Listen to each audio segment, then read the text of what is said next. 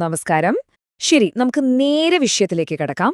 ശില്പ മെഡിക്കെയറിന്റെ ഏറ്റവും പുതിയ, അതായത് Q4 FY26 അതിശയിപ്പിക്കുന്ന വരുമാന കണക്കുകളും അവരുടെ കോർപ്പറേറ്റ് മാറ്റങ്ങളുമാണ് നമ്മൾ ഇന്ന് ഈ അവലോകനത്തിലൂടെ പരിശോധിക്കുന്നത്. ശരിക്കും ഞെട്ടിക്കുന്ന ചില കണക്കുകൾ ഇതിലുണ്ട്. ഇന്ന് നമ്മൾ പ്രധാനമായും 5 കാര്യങ്ങളാണ് നോക്കാൻ പോകുന്നത്. 1. ആ റെക്കോർഡ് ഭേദിച്ച സാമ്പത്തിക പാദം. 2. അടിസ്ഥാന APIകൾക്ക് API അപ്പുറമുള്ള അവരുടെ മാറ്റങ്ങൾ. 3. വരാനിരിക്കുന്ന FY27 FY27 ബയോടെക് പൈപ്പ്ലൈൻ. 4. വളരെ പ്രധാനപ്പെട്ട വാല്യുവേഷൻ റിയാലിറ്റി ചെക്ക്. ഒപ്പം 5-മതായി നിക്ഷേപകർ ശ്രദ്ധിക്കേണ്ട കാര്യങ്ങൾ. ഒന്നാമത്തെ ഭാഗം, ദ റെക്കോർഡ് ബ്രേക്കിംഗ് ക്വാർട്ടർ. ആ നിർണായകമായ Q4 FY26 നേട്ടങ്ങൾ എന്തൊക്കെയാണെന്ന് നോക്കാം. 643%. വിശ്വസിക്കാൻ കുറച്ച് ബുദ്ധിമുട്ടുണ്ടാകുമല്ലേ? അതെ, കഴിഞ്ഞ വർഷത്തെ അപേക്ഷിച്ച് നോക്കുമ്പോൾ ശില്പ മെഡിക്കെയറിന്റെ സംയോജിത അറ്റദായത്തിൽ ഉണ്ടായിട്ടുള്ള ബമ്പൻ കുതിച്ചുചാട്ടമാണിത്. ഈ ഒറ്റ നമ്പറാണ് ഇപ്പോൾ വിപണിയിൽ എല്ലാവരുടെയും ശ്രദ്ധ പിടിച്ചുപറ്റിയിരിക്കുന്നത്. ഈ വ്യത്യാസം എത്രത്തോളം വലുതാണെന്ന് കഴിഞ്ഞ വർഷത്തെ കണക്കുകൾ കൂടി നോക്കുമ്പോൾ നിങ്ങൾക്ക് വളരെ വ്യക്തമായി മനസ്സിലാകും. കഴിഞ്ഞ വർഷം ഇതേ ക്വാർട്ടറിൽ അവരുടെ ലാഭം വെറും 14.5 കോടി രൂപയായിരുന്നു. എന്നാൽ ഇപ്പോഴത് ഒറ്റയടിക്ക് 108 കോടി രൂപയായി കുതിച്ചുയർന്നു.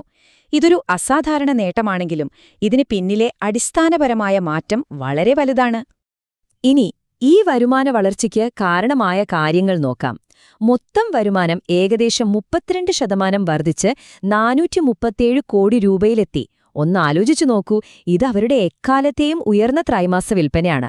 അതുപോലെ തന്നെ EBITDA EBITDA ഏകദേശം 50% വളർച്ചയോടെ 119.7 കോടി രൂപയായി. ഓപ്പറേറ്റിംഗ് മാർജിൻ 27.4% വികസിക്കുകയും ചെയ്തു. വളരെ മികച്ച ഓപ്പറേറ്റിംഗ് ലെവറേജാണ് ഇതിനു പിന്നിലെന്ന് ഈ നമ്പറുകളിൽ നിന്നും വ്യക്തമാണ്. ഇനി രണ്ടാമത്തെ ഭാഗത്തിലേക്ക് വരാം. അടിസ്ഥാന ആക്റ്റീവ് ഇൻഗ്രീഡിയന്റുകൾക്കപ്പുറമുള്ള അവരുടെ വിപുലമായ വളർച്ച. ഇവിടത്തെ ഏറ്റവും കൗതുകകരമായ കാര്യം കമ്പനിയുടെ പുതിയ വരുമാന വിഹിതമാണ്.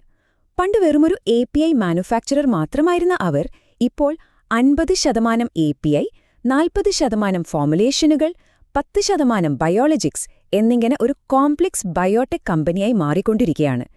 ഈ ഒരു സ്ട്രാറ്റജിക് മാറ്റമാണ് അവരുടെ വരുമാനത്തിൽ ഇപ്പോൾ പ്രതിഫലിക്കുന്നത്. ഇതില് നമ്മൾ തീർച്ചയായും എടുത്തു പറയേണ്ട ഒരു കാര്യമാണ് ADC അഥവാ ആന്റിബോഡി ഡ്രഗ് കോൺജുഗേറ്റുകൾ. കേൾക്കുമ്പോൾ വലിയൊരു വാക്കായി തോന്നാം, പക്ഷേ കാര്യം ലളിതമാണ്. ആരോഗ്യകരമായ കോശങ്ങളെ ബാധിക്കാതെ ക്യാൻസർ കോശങ്ങളെ മാത്രം വളരെ കൃത്യമായി ലക്ഷ്യം വെച്ച് നശിപ്പിക്കുന്ന ഉയർന്ന മാർജിനുള്ള ഓങ്കോളജി ചികിത്സാരീതിയാണിത്. ഈ സങ്കീർണ മേഖലയിലേക്കുള്ള ശില്പയുടെ കാൽവപ്പ് അവരുടെ ലാഭത്തിൽ ഒരു വലിയ ഗെയിം ചേഞ്ചറായി മാറുകയാണ്. വെറുതെ തുടങ്ങുക മാത്രമല്ല, ഇന്ത്യയിൽ തന്നെ ആദ്യമായി പേലോഡ്, ലിങ്കർ, കോൺജഗേഷൻ എന്നിവ ഒന്നിച്ച് കൈകാര്യം ചെയ്യാൻ കഴിയുന്ന ഒരു സംയോജിത ADC മാനുഫാക്ചറിംഗ് ഫെസിലിറ്റി ശില്പ നിർമ്മിക്കുകയാണ്. ഓർക്കണം, ചെറിയ തന്മാത്രകളിലും ബയോളജിക്സിലും ഒരുപോലെ ഇത്രയും വിപുലമായ സാങ്കേതികവിദ്യ കൈകാര്യം ചെയ്യുന്ന ഇന്ത്യൻ കമ്പനികൾ വളരെ അപൂർവമാണ്. വിപണിയിൽ ഇത് അവർക്ക് വലിയൊരു മുൻതൂക്കമാണ് നൽകുന്നത്. മൂന്നാമത്തെ ഭാഗം, FY27 ബയോടെക് പൈപ്പ്ലൈൻ. വരാനിരിക്കുന്ന ലക്ഷ്യങ്ങൾ.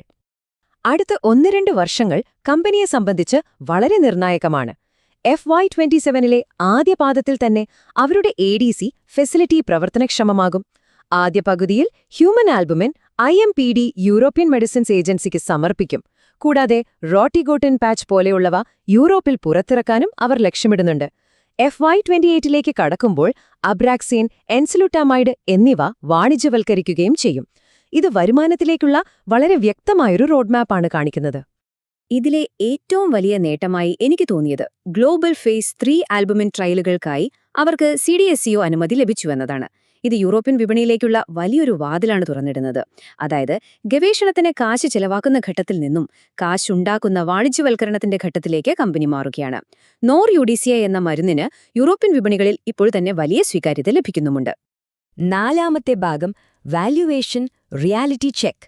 അപ്പോൾ എല്ലാം ശുഭമാണോ എന്ന് ചോദിച്ചാൽ ഇവിടെയാണ് നമ്മൾ കുറച്ചു കാര്യങ്ങൾ ശ്രദ്ധിക്കേണ്ടത്. മറ്റു കമ്പനികളുമായി ഒന്ന് താരതമ്യം ചെയ്തു നോക്കൂ. ശില്പ മെഡിക്കെയറിന്റെ വാല്യുവേഷൻ ഇപ്പോൾ വളരെ പ്രീമിയമാണ്. അവരുടെ PE ratio P/E ratio 51.8x എന്ന വളരെ ഉയർന്ന നിരക്കിലാണ്. എന്നാൽ റിട്ടേൺ ഓൺ ഇക്വിറ്റി അഥവാ ROE വെറും 2.48% മാത്രമാണ്. Strides pharma, marks and pharma തുടങ്ങിയ കമ്പനികളെക്കാൾ ഇത് വളരെ കൂടുതലാണ്. അതായത് കമ്പനി ഭാവിയിൽ ഒരു പിഴവുമില്ലാതെ പൂർണ്ണതയോടെ പ്രവർത്തിക്കുമെന്ന വലിയ പ്രതീക്ഷയിലാണ് വിപണി ഇപ്പോൾ ഈ ഉയർന്ന വില നൽകിയിരിക്കുന്നത്. കമ്പനിയുടെ ഘടനാപരമായ ചില വെല്ലുവിളികൾ കൂടി നമ്മൾ കാണേണ്ടതുണ്ട്. 2020 മുതൽ അവരുടെ സ്ഥിര ആസ്തികൾ, അതായത് ഫിക്സ്ഡ് അസറ്റുകൾ 123% വളർന്നത്. അത് 624 കോടിയിൽ നിന്ന് 1399 കോടിയായി. പക്ഷേ return on capital employed ROCE ശരാശരി 4.59% മാത്രമാണ്.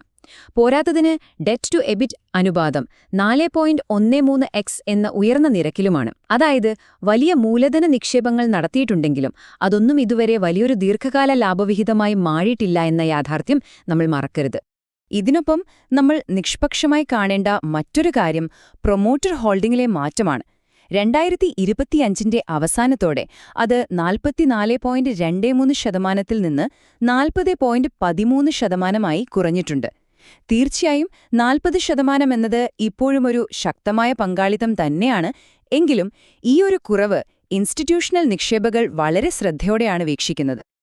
അവസാനമായി 5ാമത്തെ ഭാഗം, നിക്ഷേപകർ ഇനി എന്തൊക്കെയാണ് ശ്രദ്ധിക്കേണ്ടത്? ചുരുക്കത്തിൽ പറഞ്ഞാൽ ഇതൊരു ത്രാസ് പോലെയാണ്. ഉയർന്ന മാർജിനിലേക്കുള്ള മാറ്റവും പുതിയ സങ്കീർണ മരുന്നുകൾക്ക് ലഭിക്കുന്ന അംഗീകാരങ്ങളുമാണ് ഇതിലെ അനുകൂല ഘടകങ്ങൾ.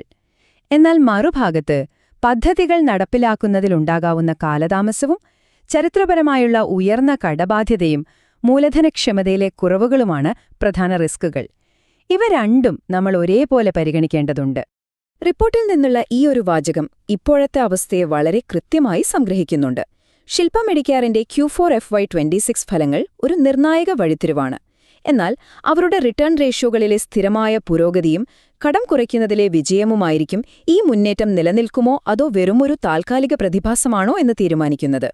ചുരുക്കത്തിൽ വിപണിയുടെ ഇപ്പോഴത്തെ വമ്പൻ പ്രതീക്ഷകൾക്കൊത്ത് FY27ലും FY27ലും അവർ മികച്ച പ്രകടനം കാഴ്ചവെച്ചേ മതിയാകൂ.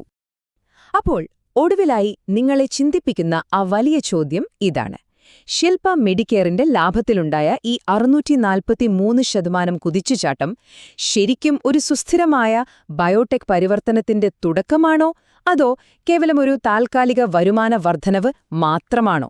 വരാനിരിക്കുന്ന പുതിയ മുന്നേറ്റങ്ങൾ ഉറ്റുനോക്കിക്കൊണ്ട് നമുക്ക് കാത്തിരുന്ന് കാണാം. ഈ അവലോകനം കണ്ടതിന് നന്ദി. മറ്റൊരു വിഷയവുമായി നമുക്ക് വീണ്ടും കാണാം.